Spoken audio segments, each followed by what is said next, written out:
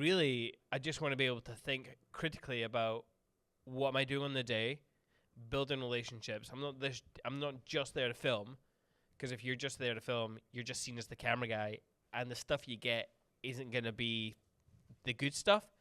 You want to be at a wedding, make friends with people, and when you make friends with people, you can kind of enter their world. You know, you can go up to them while dancing, and they'll be like, "Hey, Simon's here," you know, and they'll like engage with me and give me authentic reactions that you want to see back.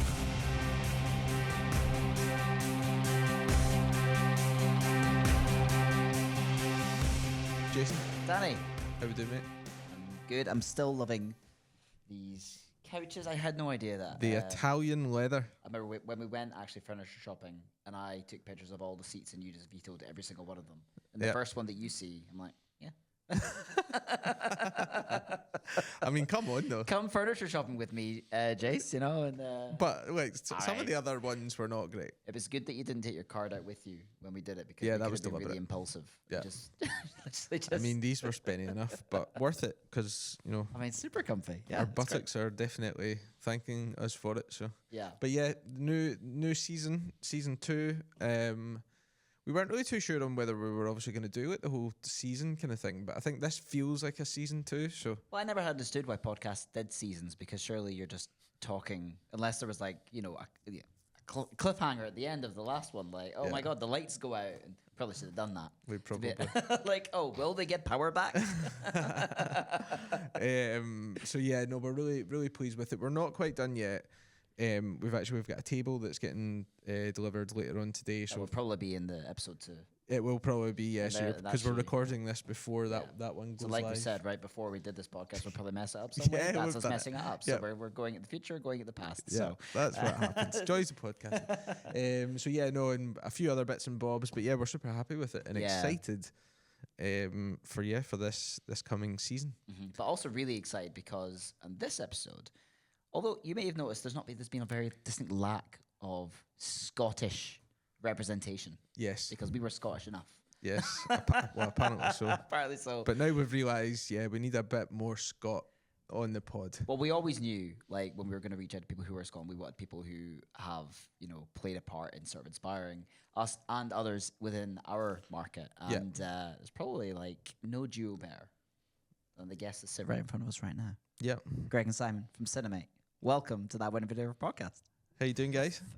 Very well, man. Very well. Although we don't have fancy leather seats, but look at this. Look at these bad boys. You're not going to get Oh. lumbar Look problems at the here. ergonomics on that. That looks. Season 3, you guys are going to be complaining of back pain. I swear to God. Yeah, let's talk about your seats there for a second. Right? Okay, are they the ones that I propped over crying? Because we've got someone else in our studio, Connor, he's probably, like, we bought, like, cool seats for us, right? And then he pops in with a seat that costs 100 extra quid. Is it a Herman Miller or something? Is that what you've got?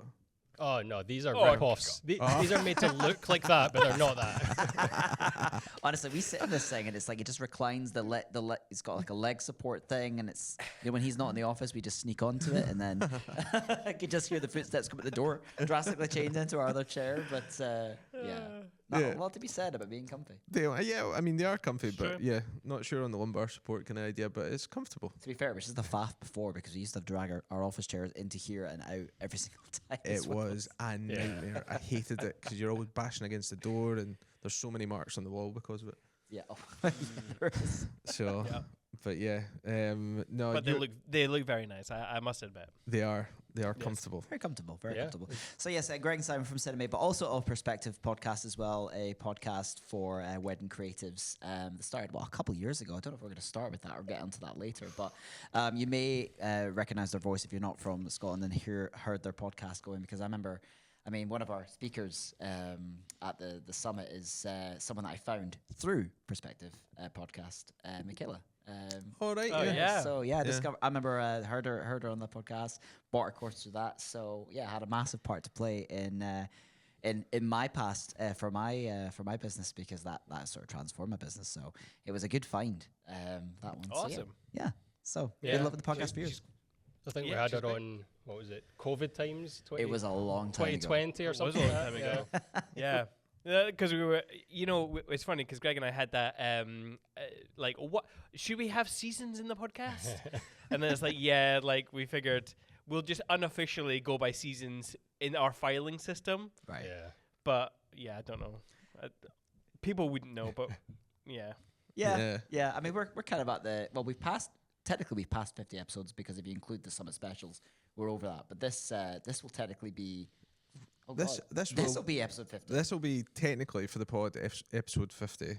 Yeah, because the other ones, I think we're now at what, like 54, 55 or something. Like but so I assume that season 2 would have been from 50 onwards. And like, yeah, okay, we're kind of a year in. Yeah. we kind of got it. We got it down now. So, yeah. But yeah, well, there you go, episode 50, folks. That's you're a milestone. Yay! Awesome. so I guess let's just start off. We'll talk about the podcast in a little bit, I think. But what to kind of find out, I guess, for our listeners that don't know who you are, that have been living under a rock, who, if you can maybe give us a bit of background about like who you are, what you do, and stuff. I'm Simon. I'm Greg. We are Cinemate Films, two Scottish-based wedding collectives who love nothing more than drinking coffee and talking shop with others in the wedding industry. I see what I did there. I went straight into my spiel for the podcast. I was just getting ready to sit down and relax for 2 hours. Ooh, relaxing. I don't think anyone's described my voice as relaxing, but that's nice. That's nice. Like I said, we are filmmakers from Scotland, based in Glasgow. And we do all sorts of weddings and elopements. Yeah, weddings, elopements, primarily in Scotland. We niche down to just try and avoid those destination weddings nowadays. We've been doing this for 15 years. Wow. Was that right? About Is that the years, number yeah. now? Oh, Jesus. 15 years, yeah. That's a while. Yeah. Yeah. I know it Quite probably old. started because I've heard it on your podcast before. It was because Simon, it was your wedding, right? That it kind of inspired. It was, yeah. 2010, I decided not to have a wedding video just because I thought, well, the market was different back then, except for like people that I liked in the States who did amazing wedding films. But that just wasn't over here, so I went without. And it was, a big mistake. I guess when you'd seen stuff from America, you're thinking, "Oh, that's what I'd want," and it wasn't available here as yet. So, and obviously, you went to college together, right? Yeah. We both studied music technology, so not filmmaking related, but there was always the odd module or course which had some visual element to it, and we were always both drawn to that part of it. So after university, we both decided to make that a focus. And in fact, you did your final project on like music for the visual.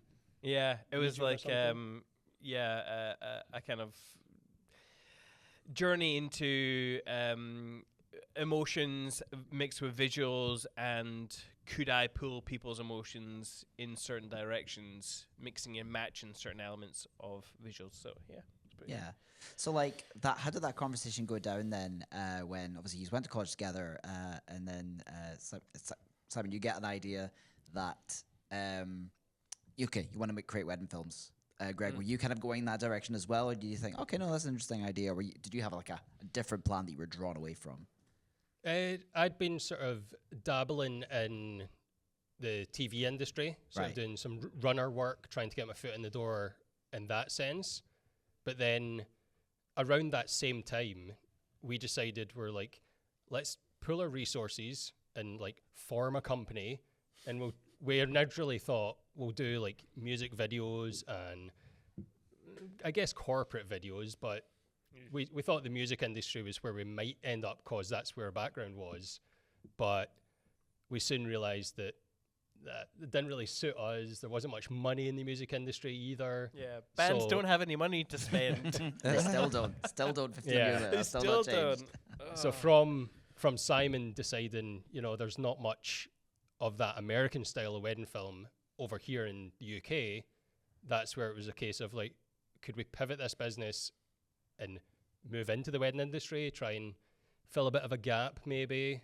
Yeah. And it took off from there. Yeah, because I guess like because obviously I've only been doing this I think that's me into my 4th year now, and even the difference in like quality and style, even in the last 4 years has like upped dramatically. So I guess if we're talking like 15 years ago, then yeah, because I think from what I see in the archives of like wedding filmmaking and like on YouTube and stuff like that from back then, it's kind of just the old school kind of like documentary. And there's not like a hell of a lot of, maybe like there will be some people that are doing it, but a lot of it isn't the storytelling and that obviously the cinematic vibes that it is now. Well, I mean, I was one of those filmmakers that wasn't good enough in 2009. He feels seen. He feels seen. Oh, I know. Simon. I hear it. I hear it. No, he's absolutely right. But it was. I guess like if because we're what, like generally it's like about 10 years behind the States in terms of like the style, and even now things are just starting to like creep over and stuff. So it would look a lot different by then. I guess the thing is as well that, you know, back then my reference point was what people in our market were doing. I didn't have any reference on how Americans did it until I sort of invested in a course. So how did you because if you didn't have much experience in weddings before, how did you navigate going to a wedding, figuring out how it worked and how you capture your content? I take it was that a bit of a learning curve to develop that style over here when no one over here really knew it existed? Style wise, I remember there was this one American cinematographer. Really, it was just one guy. He was called Joe Simon. He was a filmmaker based in Austin. He doesn't do weddings anymore. He does actual proper commercial stuff. Right. But I remember it was his style that got to me. It wasn't really anyone else. It was just his style. And I remember after I got married and Greg and I decided we wanted to do it, we didn't really know any of that information. And there weren't really any workshops either over here anyway. So we got a 1-to-1 mentoring call. Do you remember that? Yep.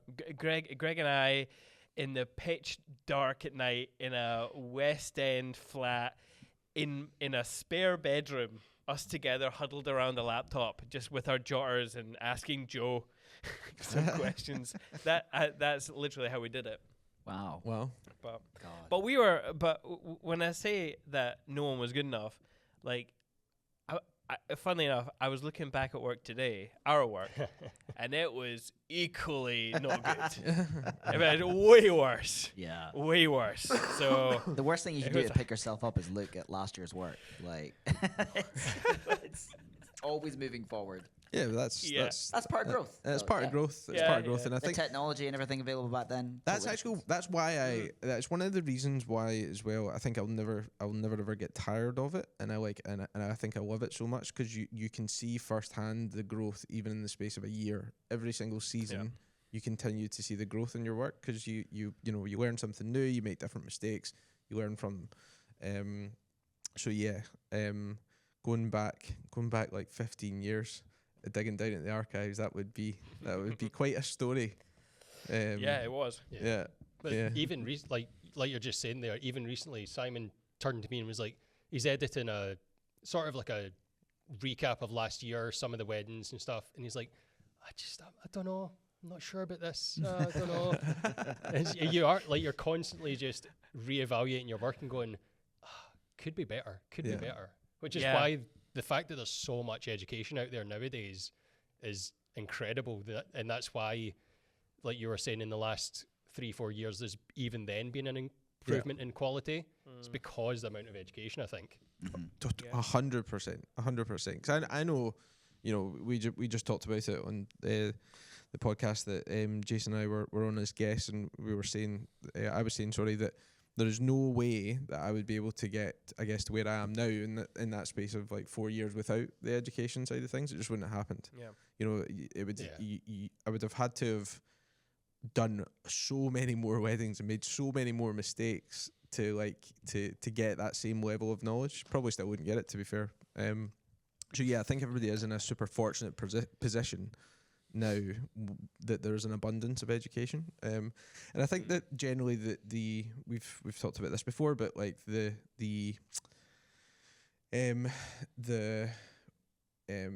what's the word I'm looking for, the view towards education has definitely changed, because I think for a while it seemed to be like people were thinking that they were getting sold snake oil or whatever, whereas now I think people certainly in the UK are a lot more open to it. Whereas in the US they've been dishing it out for for what feels like a millennia, you know? Yeah, and especially the American education can seem so different because there's usually an end goal of like raise your price to $20,000, and that's usually the number we always say, but like that's just not something that we want to aim for right now. I just want to I want to be a better filmmaker initially and just earn a little bit more money. Just that's kind of thing. So yeah, it's quite easy to see Snake Oil when you see a target that goes, that's just not feasible. But now that there's an abundance of education everywhere, even in the UK now, it's good. It's just it levels people up a little bit quicker and opens your mind to it. I know that I'm where I'm at today based on investing in that. So how long was it before you were able to make this a full-time thing? Should really have looked that up. I think I'd say maybe about 3 or 4 years before, like you were always full-time. Yeah. And I had like a part-time job that I was like, oh, don't want to give up that like guaranteed pocket money essentially. Like it was not much at all, but I was like, oh.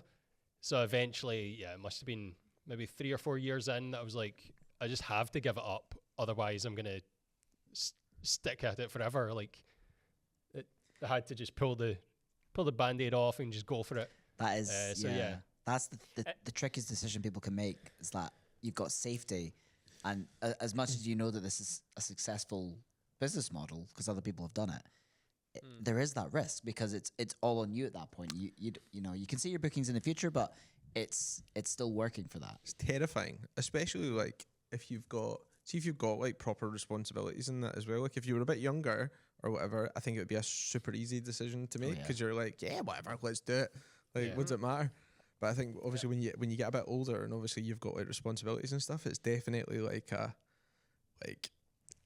shit the bed moment of like, this has to work, because if it doesn't work, I am fucked. Yeah, and I guess the thing when you've got because most wedding videographers work solo, it's their business, it's their income. Like working as a duo, like has there been challenges with that? Like when it comes to running a business, like how does that actually work with you two? Well, first off, I do want to congratulate Greg on his great decision making, because yes, you pulled the Band-Aid, but obviously you were like, who can I actually support me in life? Who is actually responsible here? And you looked to me and you thought, this guy, he knows what he's doing. And so that's pretty much how I look with Danny, to be honest. This guy's carrying me all the way to the top. Not at all. Got all the eggs in their He just baskets. gets me to do all the work. No. I just write off his face, but I do all the work. It's fine. Not at all. Not at all. But in terms of like how we do business, he does all the sensible things, the numbers, the Excel spreadsheets, the googly calendary things. I'm just at my laptop editing. Quite early on, we realized that like I would maybe edit some of the doc edits, like the 1 to 2 hour long boring edits that we used to do, and they were shit, and they were terrible. I'm kidding. So we quite soon realized that Simon enjoys the editing and he's good at it, so that can be his focus. And because there was points where we'd both reply to emails and be like, oh crap, I just replied to that one. What were you doing? So it had to be a case of, I'll do emails, you do that. And then it's just sort of divvied up quite naturally from there. But I guess like challenges of being a duo are just like there's two different mindsets. So like sometimes like posting on social media, you kind of have to stop and go, wait a minute, this is about the brand rather than just being like completely free to go.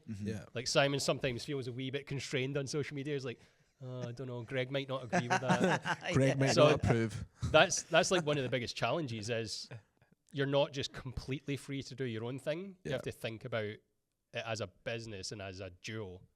But we're okay with sure. I never really thought about that actually. The thing is, like, most people go into this solo, but the amount of times I think, oh, this would be so good if I had a partner working on this brand with me, because not only would it make shoots easier, there's just a weight lifted off your shoulders. So there's definitely advantages to it, but there's obviously like some disadvantages where, I mean, we can talk about the podcast in terms of the partnership there. Like, I want to share some things that you don't. You share some things, and I'm like, what are you on about? Like, I think as well because we've got quite like polar opposite brands. Like when it comes to just in general. So he obviously like we've talked about this. We just talked about that there. Like he's like wanting to like share stuff with like brides falling over and stuff because it's funny. Whereas I would have a heart attack if that was on my page. Like so, so yeah. I think there's been some instances where Jake's been like, do you want to post this? And I'm kind of like, nah, don't think so, man. Don't think so. Yeah. But I think we also kind of like is obviously the way that you're talking about there about like with that your setup with you'll take care of the editing behind the scenes kind of stuff. That's kind of like the roles here. So Jason does all the editing for the podcast, and hats off to him because he's a legend. Mainly because we use Autopod and I don't know how to work Premiere Pro, and I kind of deal with. I just stopped replying to emails. Yeah, because I'd be like, "What are you doing, man? Like I've dealt with that. Yeah. Just lay off, back off. Yeah, spooky bitch." You know.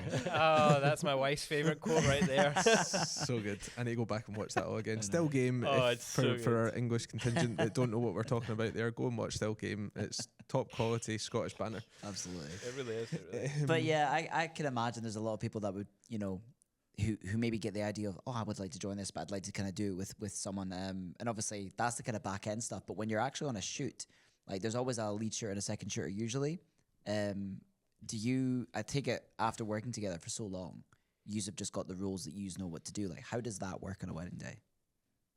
I mean, we're actually changing up this year because Greg and I usually both overshoot. And my editing times are absolutely ridiculous. And so I'm just like, I don't want to go through extra footage, Greg, so we're not going to have you filming anymore. If you want to man a camera, great, but your sole focus this year is going to be audio technician and content creator. Oh. And interesting. And high tape. Yeah. Tape format. Some camcorder stuff as well. Some camcorder stuff. Well, it's Super 8 and stuff. Not Super 8, not no, Super 8. more VHS-style. Yeah. Oh, okay. Interesting. Like 80s, Cool. 90s. Yeah. So, yeah, that's how we're going to be moving forward. It's always like I've always been filming as like the second shooter essentially. Sure. So like after a ceremony, I'll be taking the tripod down and packing up while Simon's out getting the confetti tunnel or whatever's happening. Yeah. So it's always naturally been the case that I don't film as much anyway. And those roles came about mainly because Simon's the lead editor. I always took the sort of feeling that, well, the kind of shots that you're going to want for the edit. Yeah. So you take that role essentially. Yeah. Yeah. Makes sense. And I don't want to deal with audio because most of the time it's the one thing that goes wrong is audio. So if it goes wrong, it's not my fault. Yeah, I suppose. I see what you've done there. Yeah. You just went, Pretty much. nah, I'm just going to pass the responsibility over there so I can get him into trouble. Pretty much any of the real responsibility, if it goes wrong, Yeah. and it's usually the big things, I'll just blame Greg. What do you Greg. mean we've got no money in the bank? You're the guy with the Excel spreadsheets. How Cinemate's could you fall do this to guy. me, Greg?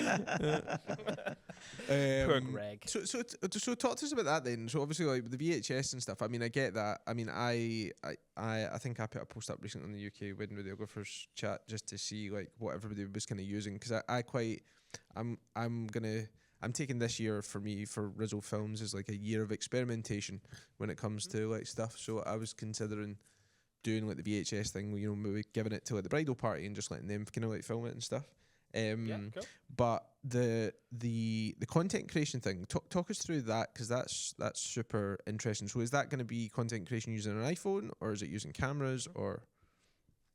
It'll be iPhone, and it's still in the works. Like it's not fully developed, but it will sort of be my main focus with the iPhone will be to capture behind the scenes of us working for our own social media and stuff. Yeah. But also at the same time, why not just get some of the couple so that we can deliver that to them with this sort of quick turnaround?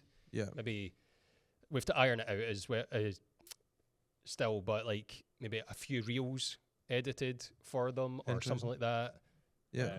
Yeah. So it's like an all-encompassing kind of package kind of idea.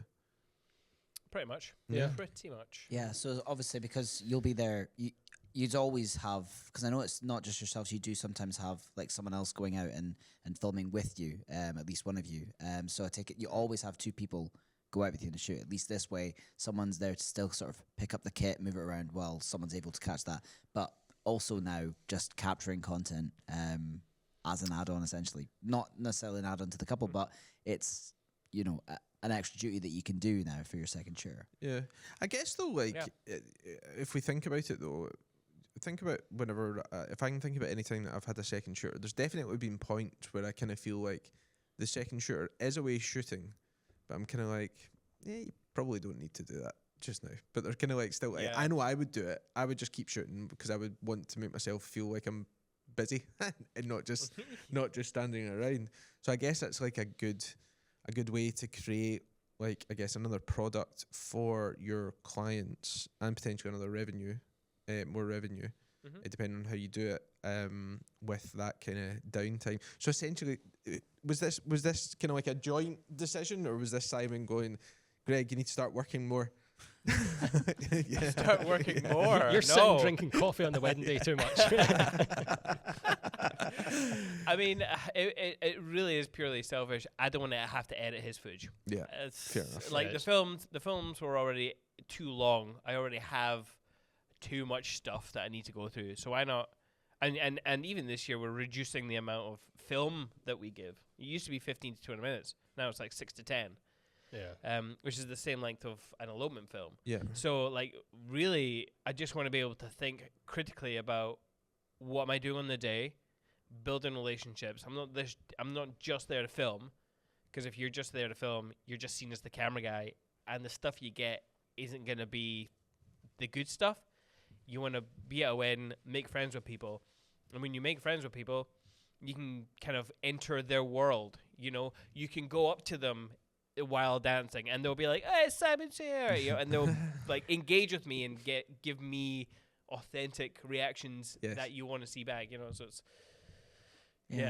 I always find when I have a second shooter, like I actually prefer shooting a wedding solo because I can build a story from all the clips that I've got. I know that I've got the pieces that I need, and sometimes you rely on a second shooter to get something, and maybe they usually get what you need, but I end up not using it as much because it didn't fit the narrative I was building in my head on the day. And I guess when, having someone else there on the day would just be super helpful for the parts of moving equipment and, capturing behind the scenes. Having a second shooter isn't necessarily just about getting more footage. There are other aspects of the wedding day that they can help with. So yeah, I think this might be something that comes more common in the future. Yep. And I think we just panic and think we need all the footage. But I know when I'm editing, I'm not using all that footage. No, you don't. You never do. You like. Yeah. I always overshoot. Like always. I think most folk do, but I'm like, my hard drives do not thank me for it. No, God. Neither does the cloud storage sitting at like 60 terabytes. I was gonna say 4K files at like 10-bit are very data heavy. Yeah. Mm-hmm. Oh man. But yeah. I remember it was funny to get to a gig back in the day. Like the footage collectively. I mean, I'm pretty sure my first few weddings were like under 20 gig. Like when I was as Afterglow in 2018 was a bit under. So what were you shooting on then? Oh, it was HD. It was like 720. I didn't even know, man. I just didn't shoot a lot. 560? No idea, mate. Couldn't tell you. Just it was crap. Could you see people? One camera all day. How pixelated were they? Oh, mate, it's they weren't even potatoes. They were just they weren't even people. They were just the phone like screen's potatoes. too big. Don't get a Max. It'll just be too pixelated. Like a game of Tetris. Still delivering your wedding films by USB? Ew. We use VidFlow, the sleekest platform for delivering your wedding films. It makes your couples feel like they've got their own private Netflix. Plus, with their white labeling service, you can customize everything from the branding to the custom domain, so you can make it super personal. Want to wow your clients? Use the code TWVP10 to get 10% off all pro plans, including white labeling service. Head on over to vidflow.co today and level up your wedding film delivery experience. Let's talk about backlog. Woo! Editing piles up fast, and is overwhelming. That's why we use brideandgroom.video, a wedding editing company that delivers stunning wedding films faster without compromising on quality. If you're looking for an editor that's going to match your unique style so it feels like you've made them, you found them. Use code TWVP75 at checkout to get £75 off your first order and try out their service. Clear your backlog and grow your business. Try brideandgroom.video today. Hasta la vista, backlog. So you guys at present, I guess like a lot of your marketing is kind of like geared towards obviously elopements. What's your split of at the minute between like elopements and weddings? Is it like 80-20 or is it like 100% elopements or?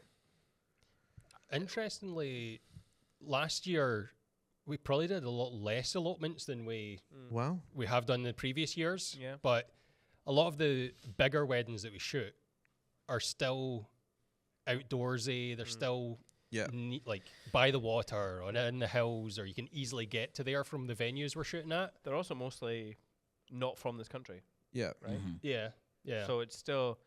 So I'd say typically it's probably about 70-30 big weddings, elopements. Mm-hmm. Yeah, but Interesting. yeah, we would like to do more elopements. Yeah, but we do, as you say, a lot of our stuff that we put out there looks elopement style or is an elopement. Yeah. And that's because most of our clients are from the US or Canada or overseas, and they're coming to Scotland for the wedding. Yeah, so they're eloping. So whether they're eloping. And With whether a big it is wedding, a big wedding at a castle, they're still coming to Scotland for Scotland, like the castle, the countryside, and the hills. It's an easier sell So for them. all that still speaks to them, even if they're not directly eloping just themselves. Yeah. They can still see, that's the mountain sort of landscape that we want in our scenery. Yeah. I don't think there's one videographer that I've spoken to that hasn't said they'd like to get into elopements. And I'd find it, I think the work to go into planning an elopement must be so much more than doing a wedding, because you have to sort of recce the site, you have to know the locations, obviously weather is such a challenge. Like, how much prep actually goes into an elopement before you take a couple out there? None. No, I'm kidding. I mean, I was about to go, well, I'll be damned. you obviously you do the whole. I mean, you do what you do for every couple. You get to know them, send out questionnaires, all that kind of stuff. The only added thing really is if they've got an idea, and you say, right, okay, so we're thinking about here, where about here for this type of vibe and this type of vibe. And that's when you just had the discussion, you can go here or you can go here, depending on what kind of look you're after. And once you kind of get that kind of idea, and, with the photographer, who will probably take as big amount of control as you, obviously. Everything else is the same, for me anyway. Yeah. Like, you can't plan for the rain, so you have like a little rain pack in your car, added little things like hand warmers and stuff, like all the added things that you would be like, what's going to make the couple comfortable if things go to shit, like it's raining or it gets really cold. Hand warmers, keeping stuff dry, that kind of stuff. But then we do that for weddings. There's always like the go bag in the car for weddings. Anyway, it's always that's there. The same So for it's not. that's the same for every elopement. It's just a bag that basically stays in the car. Yeah. Yeah. But That's in a the great idea pre-production though. Like with the hand warmers and stuff, like having them on. Yeah, if you could be someone's hero during the day, it's remembered more favorably, isn't it? I'm gonna steal that. Steal the hand warmers. No, just because also I was doing Absolutely. one a couple of weeks ago, and the bride, I mean, she was like chittering, and I was saying to her, I was like, I think we should, and normally obviously I'll be advocating for like staying out, but I kind of felt like I've probably got enough. I was kind of like, right, well, we go out, and she's like, no, are you not wanting more? Like, I can stay out, and I'm like, I think we need to get you inside because you are chittering. It doesn't look good in video anyway. And I guess as well, when it comes to like building a story with your elopements, I guess they probably know that they're going to be writing vows and stuff to each other, saying it out there. Is there any influence that you've got on that pre-wedding as well? A lot of that is the couple coming to us with, oh, by the way, we've got these to write, or we want to do a first look and things like that. It's not often us suggesting it to them, because they've either seen it in some of our work or some other filmmakers' work, or because they're maybe American, the first look's a tradition that they want to do anyway. Sometimes you just have to do it because of logistics of getting to the ceremony spot. It's so hard to get to a ceremony spot without seeing each other. So yeah, most of that just comes naturally from the couple. We don't tend to suggest too much of that. Now, how much is that they've seen our films and they've been influenced by it? We know some couples have been influenced by the stuff that we show. But yeah, in terms of like the amount of extra work for an elopement, you'd be surprised how little it is compared to a wedding. Yeah, in terms of like, you were talking about scouting locations and stuff, the couple will come to you and say, we want to elope to Skye, for example. That's essentially the venue. They've got their prep location. They might have an idea of where they want to do the ceremony. And then it's a case of maybe guiding them as to, okay, that area is going to be too heavily populated. If we shift it a few hundred meters around the corner, we'll be nice and secluded. So a lot of it's just essentially like if you were at a venue, just wandering about looking for where you're going to do the couple shoot. It's choosing locations to drive to with them for the couple shoot, essentially. And that's dictated by either the rain or the light. For those listeners in England that may not know this, because it might not be common knowledge, in Scotland, you can literally get married anywhere. There isn't any rules. You don't need a license. Like in England, you need a license to hold ceremonies in there. So I always wondered this about elopements, because it's not something I do that often, but I can imagine, we're gonna elope in Skye on May Day bank holiday weekend, and it's obviously one of the busiest days of the year. How on earth do you plan for other weddings that are happening there as well, or other elopements? Like, I know you don't need to dictate the time you're doing, so do you just wait for it to go over, and then is that something that you've come across where there's okay, we've got this idea and someone's already getting married there? Does that happen? So it's never happened to us. Yeah, we've not run into that, like a ceremony happening. There's been times where you drive through Glencoe and you can see a couple on a hill and you're like, we're not going to stop there. We'll just continue on to another place. But I suppose somewhere like Ralston Point is a popular destination for the actual ceremony. Have we just been lucky? No, the photographer. I mean, there are communities of photographers and stuff that kind of put in a group. Is anyone going to be at this location? Aye, no, right, okay. I'm going to be there at this time, and then they.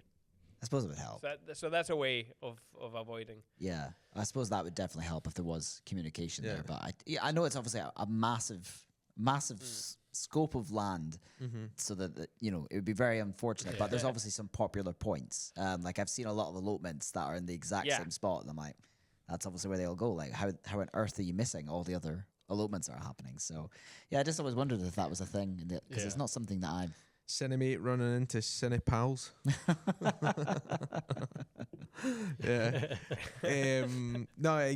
Because it's a good point though, because I'm sure a lot of the time you will be in quite popular bits for elopement kind of areas and stuff like that. So I guess it's always a chance. But hey, obviously it's not that big a deal. Yeah. So do you prefer elopements or weddings?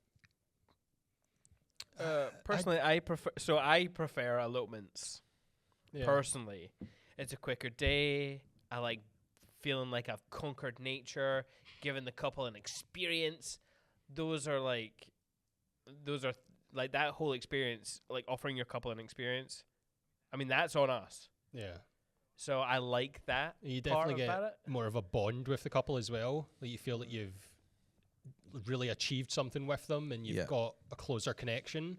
But I genuinely like the balance of going to these big castles or stately homes and the party and just having that group of people just all coming together for the couple. So for me, it's a cop-out, but I like the balance. Do you know, actually, one like small weddings actually are great fun. I think my favorite wedding last year was a couple, and they got married in Peebles, in Neatpath Castle. Had never shot there before. It was great, but they were complete nerds, and I really loved that about them. Just unabashedly, like they had bought lightsabers and Lord of the Rings, orc swords and shit. I just thought these people are just genuine themselves, and I was loving it. I was getting them to do stuff with the lightsabers at night and during the morning, and they were having a great time. And so that sort of wedding is actually that teaser was wicked. Yeah, by it the was. way. It was. it was very that was cool. top tier. That it was really oh, good. thank you. It definitely stands out a bit just because there's so much lightsaber, and the couple are like. But they would have loved that. You know.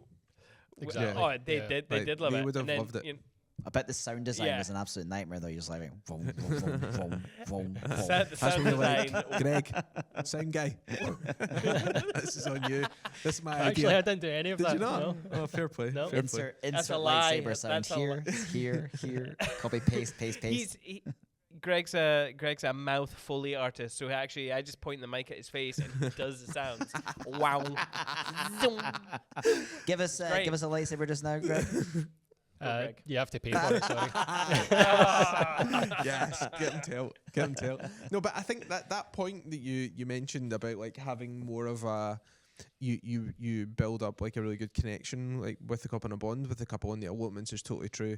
I done one. I've not done many, but I done one, and it was in Orkney. It was an Australian couple that came over, and we pretty much just like I pretty much drove them about with Sarah from Bear and Butterfly around Orkney in the car, and it was just the four of us for like 6 hours, and we had such a good bond.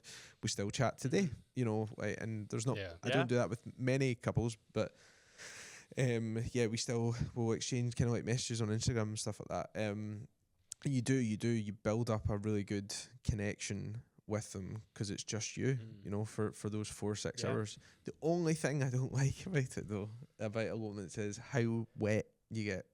Because we got a bit wet, like not massively, but like there's other and the other one that I done as well, it was like freezing cold, and I'm not like, I wouldn't say I'm known for my outdoorsiness, so yeah, it was I was a bit wet and cold, and that's the only point, because even like keeping the cameras like dry when it's like chucking it down, like that must be a nightmare. And then sound. Good luck, Greg. Like, with equipment, you just have to go with it and like hope for the best with the rain. Like you can put on rain covers and stuff and keep them under your jacket when you're not filming, but essentially you just have to trust in their waterproofness and hope for the best. Yeah.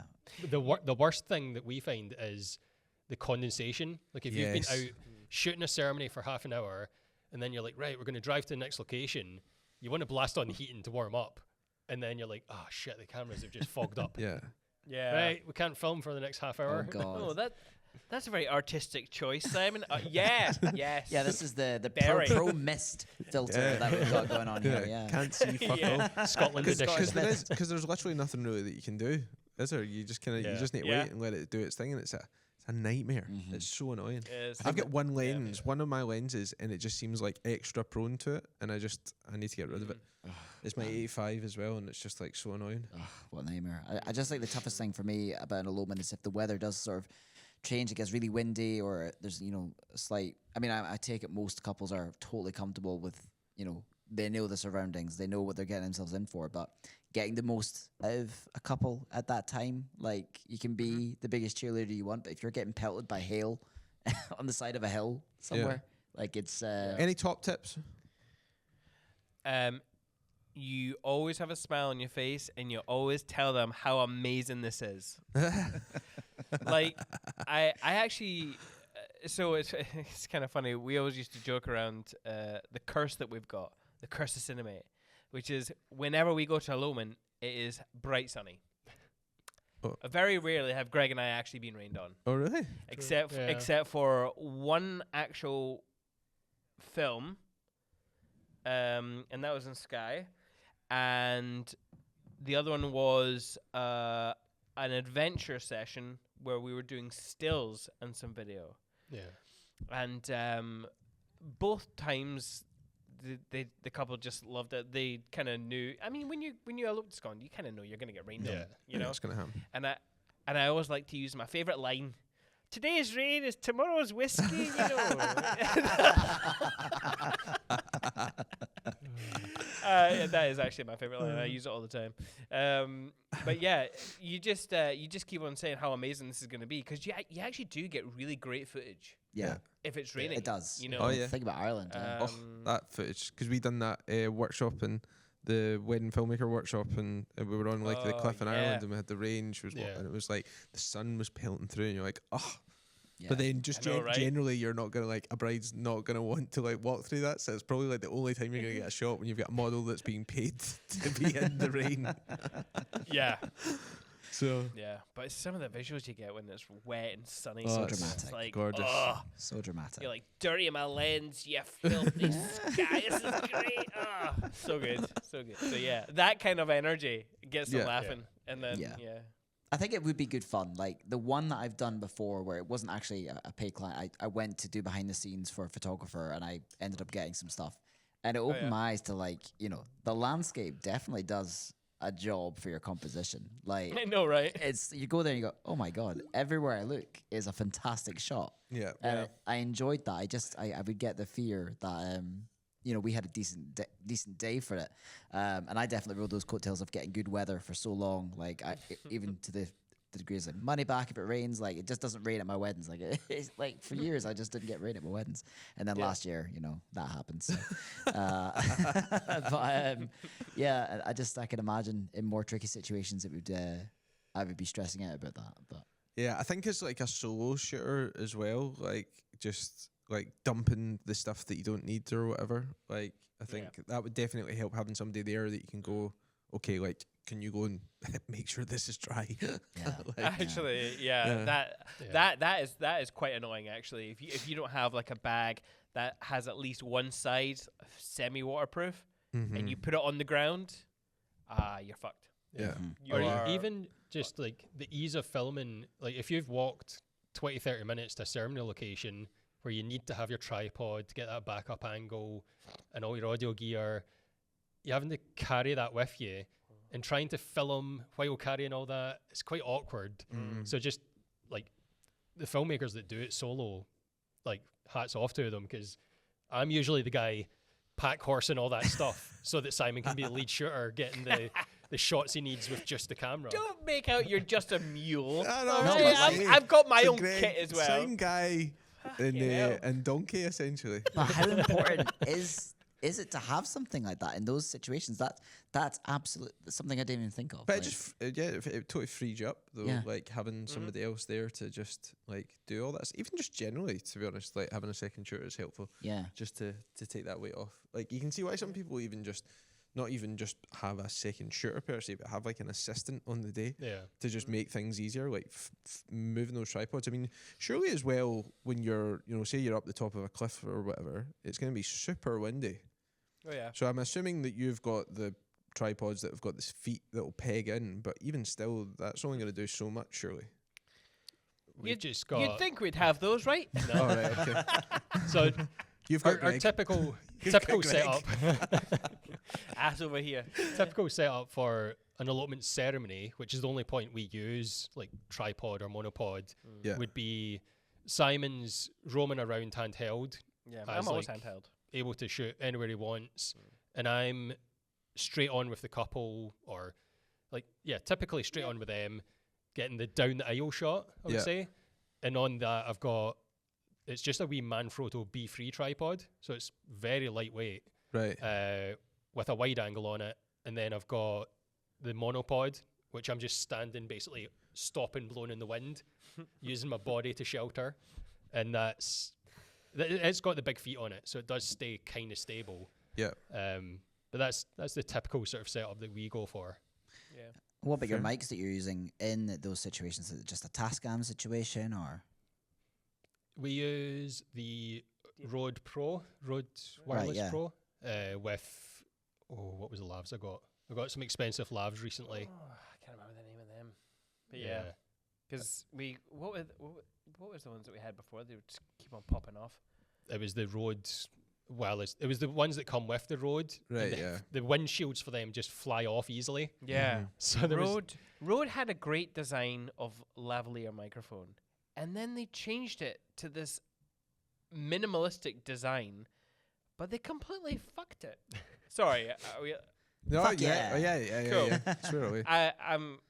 It just it blew away all the time. It unclipped itself, so just dangling, Oh, that's not not good. reliable whatsoever. Yeah. So so we had to changed them up to whatever it was I bought, quite expensive ones, and like smaller, more sleek windshields, like the wee furries, but they're like super good quality, just a bit more minimal, so that it can try and hide them a bit better.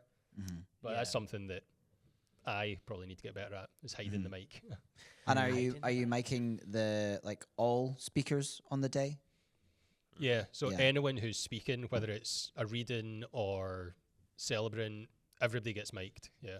Yeah. And are you putting a backup mic in each of them? Because I'm just thinking if it's like super windy, or are you just trusting that windshield's going to do the job? Just one mic. Yeah. Right, right. It's just one mic. You'd be surprised how well. So there was one time we were on Sky and we mic'd them up on the boat. There's like a 15-20 minute walk to the actual location from the boat once we got into land. In that time, the celebrant's mic had popped off, like unclipped itself, and everything was on the groom's mic. Yeah. And it was fine. And this Yeah. was before, the Adobe Oh, podcast audio stuff, and that was absolutely fine. Yeah. I once filmed it was technically an elopement, but there was 10 of them in the house, so they just hidden away, and the original plan was that they were going to go on a cliffside, and that was it. So I planned to get a leg strap for the bride so she could wear that. And ultimately the weather was too bad, so we just did it inside, but I still used the leg strap because of that. I want to experience if I can do that properly. And 5 minutes before the end of the ceremony, all I hear is a clatter that the leg strap just popped and it just fell to the ground. And I'm like, it's given me the absolute fear that I would ever want to do that again, because I'm just at the end as she's having to walk out. I have to sort of unclip it because it's just gonna drag. It's obviously connected to her, so it's just gonna drag. So, is that, do you use leg straps, or is there another technique that you got? No, we hate leg straps. So we just use the wee Sony TX650s and just find somewhere to slot that in, whether it's in the sleeve or in the cleavage. Yep. And they work fine. And we had a makeshift windshield that we created for them, but now that Rue has those windshields that he sells, I just we bought some. might end up getting some of them. Yeah. But they work quite well, and because they're under the dress, they're kind of sheltered as well, so they hold up all right. I guess for Yes. elopements, it's easier to get away with a TX. In a normal ceremony day, I probably wouldn't ask for that, but Yeah. on an elopement, I'll be like, yeah, get that in. Yeah. I will say those Sonys though, I know we're all using them. They're very noticeable.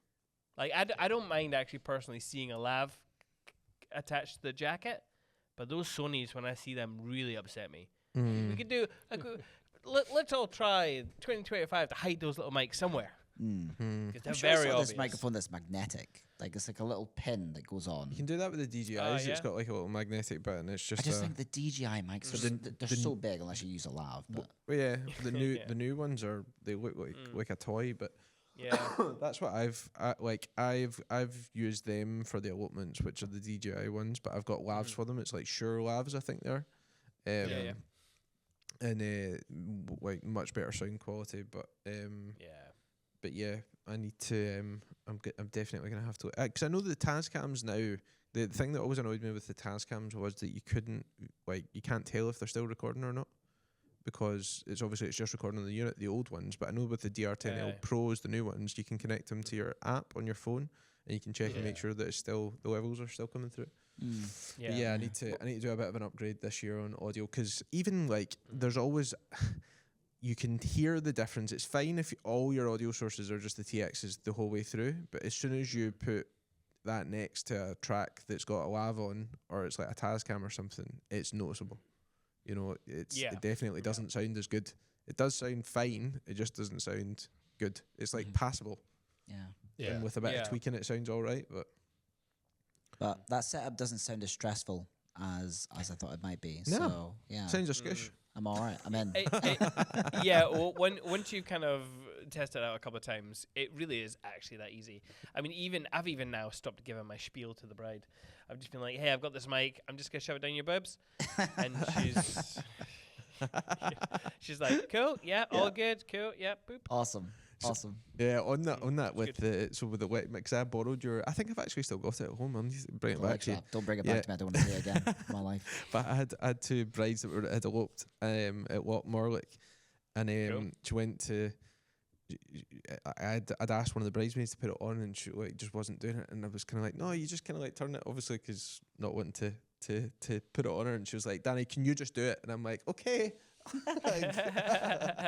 Yeah, I think that's it. Is that tight enough? Great, let's go. Thanks, but just get me away from this. Yeah, not such a show. Yeah, so that kind of put me off using it in that as well. But yeah, and then I did have a backup one in the cleavage, which did work really well. But yeah, how do you go about? Because obviously the majority of your clients that you've said on the pod, and you can tell obviously by the films that are on your website, they seem to be, for instance, like from the States and stuff. So how are you marketing to that? Because that's obviously, these are your ideal clients. How are you? How's that marketing approach? What does that look like? We don't know. Magic. No. We don't really put too much focus on marketing. Like, we've got by lucky last few years, but like we blog most of our weddings. Okay.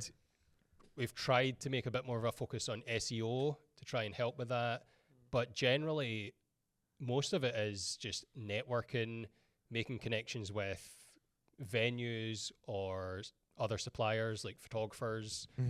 Like a lot of our referrals, like when we look at our systems, referrals are high for photographers, then it's venues, and then after that it's like Instagram SEO. So yeah, it's not, we don't have a great marketing background. Yeah, it seems to be that every year we lack in something, and most recently it's probably like, we took our foot off the gas in marketing, mainly because you're looking at your clients and you're trying to understand where to find them or where they're going to be, and then there's these rumors of like, oh, TikTok's going to be banned, or these things, so you're like kind of like hedging your bets a little bit. So I don't know, but making sure you're blogging. We hired an SEO guy to go through our website. One of our biggest issues was that Greg at the end of last year or middle of the year decided to switch over from the website that we had, recreate it in Squarespace. So that was interesting. But yeah. In doing that, I knew it was going to impact our SEO, which I'd never really paid attention to anyway. So I was like, right, okay, this is going to negatively impact it, and we hadn't really paid attention. Let's make an effort to put a focus on that. So that's what we've been doing the last 5-6 months, really, working with this guy and just making sure that we're blogging and basically just looking after our website, because that's what we have. It's what we own, whereas the YouTube and Instagram, you're at the mercy of the algorithm. So just focusing on what we own. So do you find that like I take it if you got like a CRM that sort of sources where your inquiries have found you? Yeah. So we use Sprout Studio, and they like we ask our couples where they heard of us. So is it more from Google then that people are finding you, or are you being found on social media? YouTube, Google, referrals, not many from TikTok, but a few of them. The problem is, it's like, well, when they say, Google, like that could mean so many things. It would be impossible to even narrow that down even further, probably, even for them. And same with YouTube. Like, is it just, are they SEOing for the location? Did they type in something else. Yeah, you'd almost have to ask them Yeah. what was your search term, which you're just getting too granular. They're gonna Yeah, like, exactly. just get away. Exactly. Yeah. I'd always wondered, because I'd wondered if you had maybe, because do you dabble in like Google ads or anything like that? Much? No. Because Wait. I always wondered, because it's like if I was to start up something like that, I wondered what kind of impact, putting on ads to people in the States that are searching for those search terms would be, like elopements or whatever, or elopement Scotland or that, and just see what traction that got me if I was ever going to go into it. So yeah, no, I wondered if you'd maybe done something like that. But here, you could test it out. Yeah. Let us know how you go on. Yeah, I think it could be highly successful, but years ago we used to dabble in like Facebook ads or meta ads. Yeah. But recently I looked at the dashboard for it and I was like, I just don't know what I'm doing here. So I need to so speak to overwhelming. Michaela. Like at the summit, I'm going to be like, Michaela, tell me how to fix my fucking dashboard here. I feel like Michaela's going to have quite a queue I think so. at the summit. Yeah, I mean, like, if you're looking for 60-year-olds who are getting married, though, I'm your guy, because I can't seem 60, to. 80, I, 80. I've got it down to 60 now. At Oh, least, right, but okay. Like I don't know if you've seen recently. I started advertising big in January, and I'll cut this because I've rehashed it on the podcast so many times. But like I started an advertising campaign, and I was like, I'm getting leads and inquiries are coming in. I'm like, this is great. And I look at the stats, and the average age of people who were clicking on the ad were 80. And I'm like, how the hell has this happened? Like, I clearly have defined that I do not want to advertise to 80-year-olds, but I hadn't clicked some setting. So that got that down again, but the leads stopped randomly. And then I've done some advertising for the summit. It's gone up to 65 again. So like, I don't know what it is about my advertising that appeals to. Yeah, we need to talk. We Tidies. need to talk to Michaela. We should Michaela! maybe just do a joint. Actually, we need to get back to her. I know. We should just do a joint therapy session. Yeah, she doesn't know what she's let herself in Nah, for. she doesn't at all. But yeah, I always wondered. I did always wonder, like, with that, because I'm sure, like, these couples that are from the States, they're going to be searching Google, like, initially anyway. I would say probably as their first port of call, and Instagram, I guess. But yeah, I wondered if, like, putting in your kind of like keywords and then just putting a budget to like different states, because is there any like common theme when it comes to like the states that your clients are from, or is it just like completely all over? I'd say it's all over. I've not noticed like a pattern of like all East Coast or anything like that. Yeah. It's just if they're from the US, it can be any city or state. Yeah. Mm-hmm. Would you be okay talking about through like your packages and stuff and like the contents of said packages? Are you okay talking about that? Sure. Yeah. I love Check talking about before- pricing. Yeah, cool. Yeah. Amazing. So your packages that you've got at the moment, or package, would you be able to kind of like run us through kind of like the contents of that and kind of like, price and what you're delivering? Yeah. Gregory, would you like to fill them in? I don't know this information. We try and keep it pretty simple with just one package, and it's just you always get 2 filmmakers on the day, like 90% of the time it's myself and Simon, and it's full day coverage, so we don't do hourly or anything. You get a 6 to 10 minute film, and then from there on you can add on extras. So that base package starts at 4,500, and then they can add on a ceremony edit or a speeches edit or extra days coverage. So it's sort of base package with a la carte options after that. Yeah. Got you. And how many do you look to do a year? Like, I take it that's like elopement or wedding, regardless. That's the one package. Yeah. We used to make weddings a little bit bigger. They used to be our 15 to 20 minute films, but we're just cutting that down. Yeah.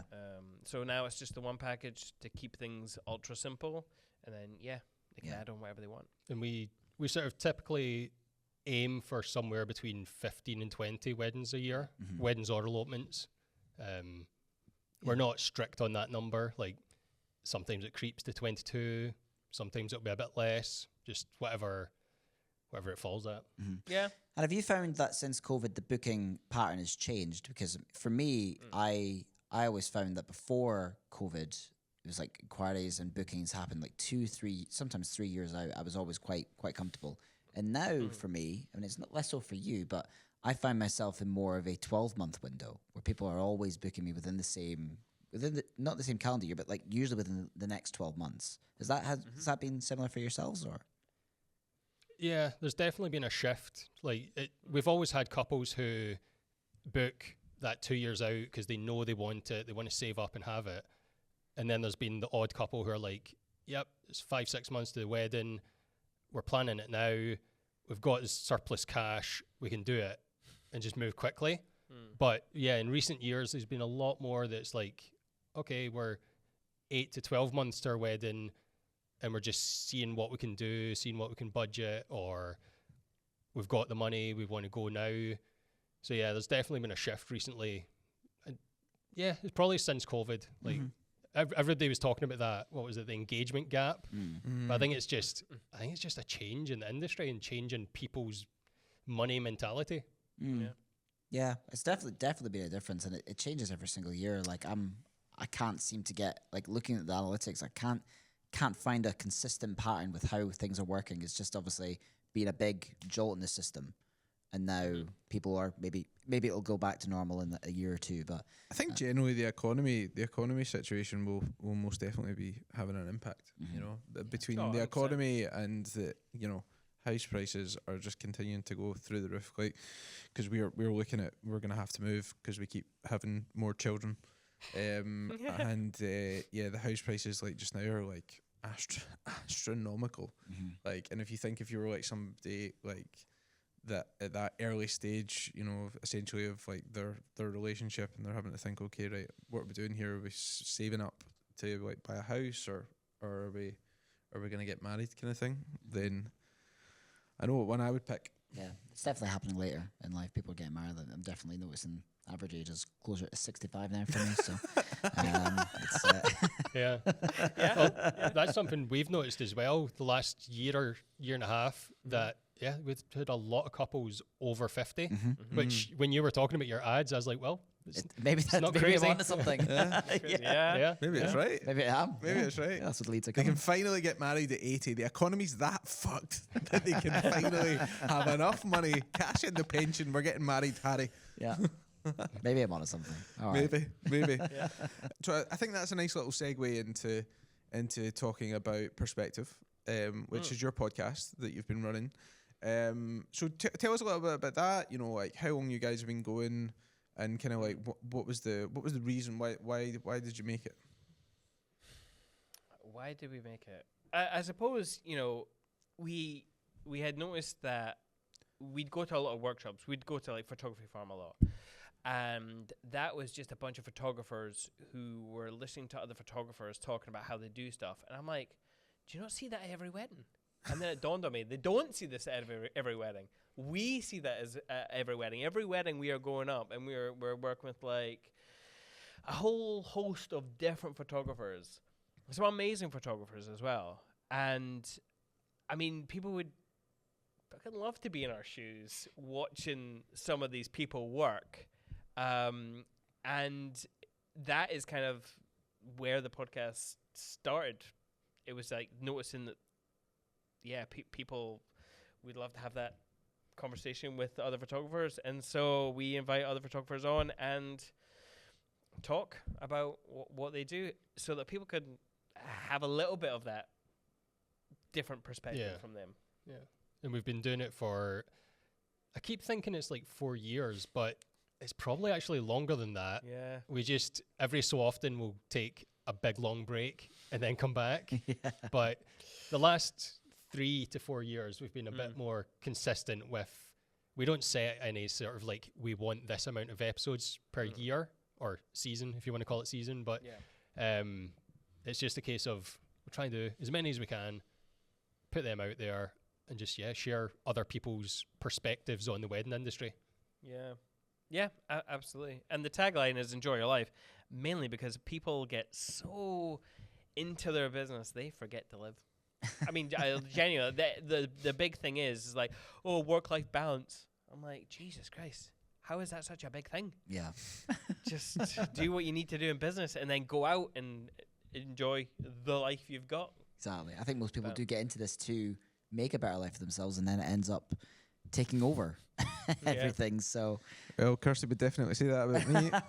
yeah. And it's so interesting how you started that, because we do watch photographers work all the time, and I love how some of them work in different ways, and yeah, but photographers wouldn't get that in the same way that videographers don't get to see other videographers at work. So it's it is an interesting sort of concept there to start that with. But and how many episodes in are you then?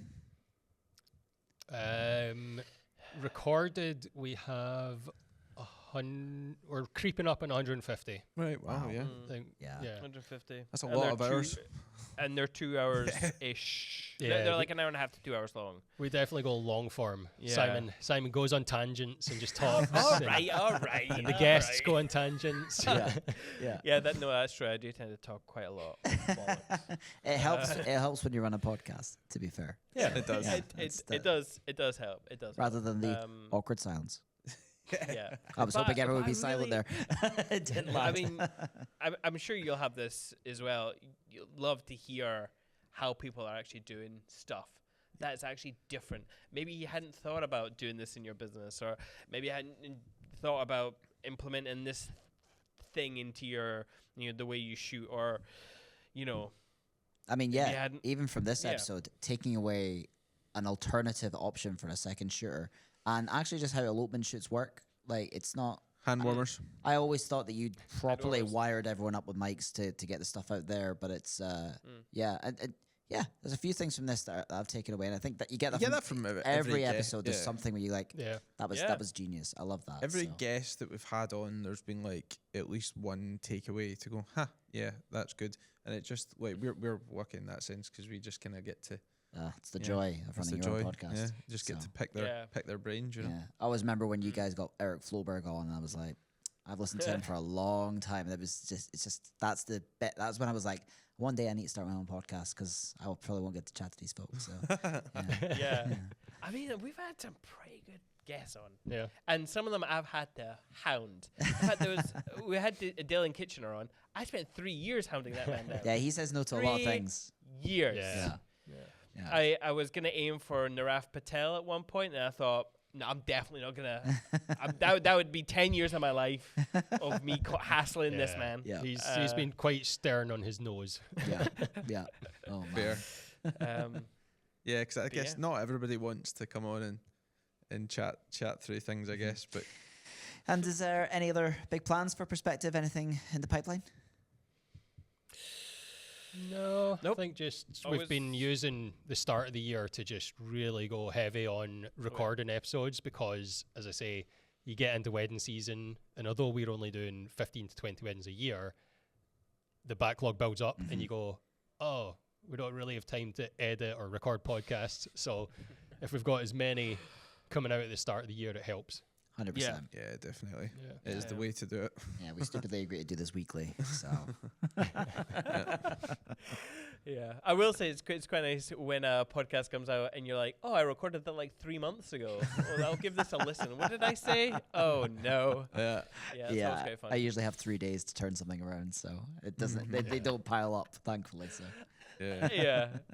Oh man. We need to get Yeah. that. Are you guys looking forward to your workshop? Yes, big time. Very there's, much so. There's Is it- so much going on. Like it has completely consumed us. and there's still so much more to do. I remember we were on a bus in Ireland, just like at a workshop, and we loved how they ran their workshop, and we were like, how difficult can it be to just get 4 people in a room and invite people along?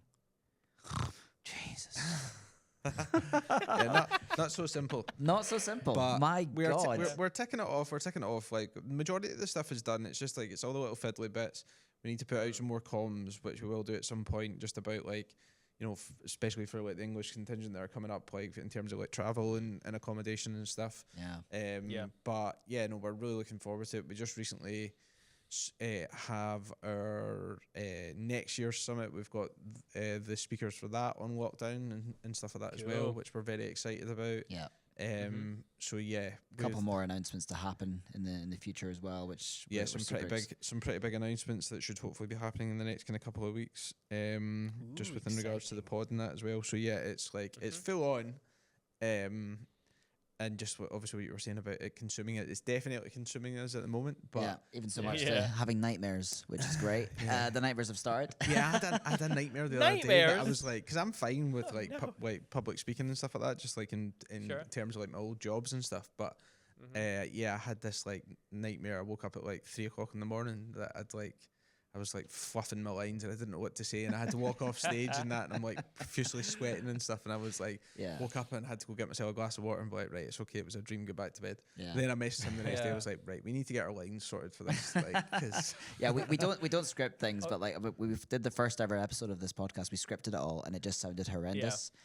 We got Connor and John to come in and they were just like, no, that's crap. So we'd spent like 2 hours recording this episode, and then we just started it again, just off the cuff, just conversational, and from there nothing's been scripted. We just literally go in at it. And I think there will be some level of information that needs to be scripted for this. Obviously, sponsorship and stuff like that. But there's we're planning for a really fun day, and we're just delighted that so many people have taken the time to kind of go into it because it's it's not necessarily, it's never really been about like a profit thing for us. It's just to kind of, it helps establish a brand and if you can reach more people and then obviously invite more bigger guests on, that's really what it's been about. And ultimately just building that community and stuff. Just something fun to look forward to each year. Has somewhat in the videography space, I think, been lacking until now. And then obviously like Coda popped up at the same time as us. And then, you've got Elevate. So it's like everybody, it's like there's been absolutely hee-haw basically in terms of that like community aspect. Now there's hundreds of it, which is fantastic. So good. But yeah, no, we're super excited and super excited to have you guys there as well. Thanks very much for coming on. Looking forward to it. Looking forward to a wee boogie on the dance floor in the evening. Like when something comes up in Glasgow and our big line is community over competition, you think you gave us much of a fucking choice? No, we have to come to your No, we're really looking forward to it. Really looking forward to it. Should be good. Yeah, can't wait. It should be a good day. So yeah, we're looking forward to it. And I'm sure we'll keep up to date. There's more announcements coming, so you'll be seeing some of that. But super excited. So a question that we ask all of our guests on the pod, to humanize them a little bit, is what is your biggest balls up that you've had at a wedding or an elopement? Oh shit! I meant to think of this. Fuck. You remembered mine, right? No, you didn't. No, shit. You've just. I mean, like I've fallen in lochs and stuff. How do you fall in a loch? But like if you're crossing the stones. Okay. I thought you just like randomly. Oh no, there's a loch. Did you have all the equipment on you at the time? Were you being the donkey or were you? No, just one. Just one camera. Okay. And I managed to save it, but jeez. I think I was with another guy, Tom, in this wedding, and I went, I'm just going to go fly the drone and get some shots while you guys do some other stuff. And he always says that I was away sulking and hiding. Yeah, I do remember. So I was shooting in Glen Eagles and I was in the bridal prep. And what I hadn't remembered to remember was the fact that the mum and dad were divorced and they had separate partners. So I'm with the bride and her mum. And the dad walks in and does something really nice, really nice. I can't remember what it was, but he walks away. And I turn to the mum and I go, oh, he is a keeper. He is a keeper. And I just... She never reacted though, did she? She didn't say anything. It was later on I went, Simon, it was... they're not together anymore. Yeah. Turns out he's not a keeper. It wasn't he's a terrible guy. Oh, his jokes terrible. No, and I just get shot at it was one of those moments where it was just one of those moments where I'm like, oh man, I cannot believe we ask all this information and I'd forgotten some of it. Yeah, a crucial element. Honestly, anyway, we're all human. My favorite balls up stories are always when you say something awkward or you miss. It's never the technical stuff. It's when you've been an arse. Yes, exactly. Exactly. Awesome. Yeah. Well, guys, thank you so much for coming on the pod and chatting to us today. and fitting us into your ridiculously pleasure, busy podding schedule. So maybe definitely go get one of those coffees. You're worth it. Go and get one of those coffees and get tanked up for your next one. But thank you so much for coming on. It's been awesome thank getting you. to chat to you. Oh no, we've lost them. Oh, are we back? Oh, hello. Yeah. Hello.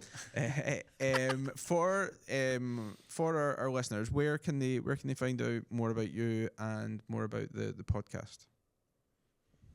Okay, our podcast is at Perspective by Cinemate. We have a website. It's .com. We're on Instagram at Perspective by Cinemate. Our work stuff is at Cinemate Films. We're on Instagram and TikTok. We're on those things, but not very well. We're on all these things, but not very well. is kind of the motto. Mega. Well, yeah. go guys. Go and give them a follow on both accounts because yeah, they're the podcast is brilliant. And yeah, your work is absolutely stunning. Yeah, So the films will blow you away, guys. Yeah. Go and check that out. go and check it out. And an epic Oh, an thank you epic very much. first Scottish guest. So yeah, what a way to start. It's about time. It is about time. Well, that's been That Wedding Videographer Podcast. I've been Jace. I've been Danny. And we've been Cinemate. See you next week. See you later.